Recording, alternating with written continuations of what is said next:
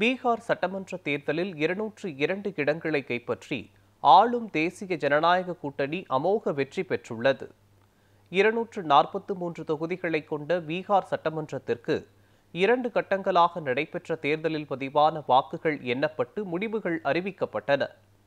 அதன்படி பாஜக, JDU, LJP உள்ளிட்ட 5 கட்சிகள் அங்கம் வகிக்கும் ஆளும் தேசிய ஜனநாயக கூட்டணி 202 இடங்களை கைப்பற்றி மாபெரும் வெற்றி பெற்றது.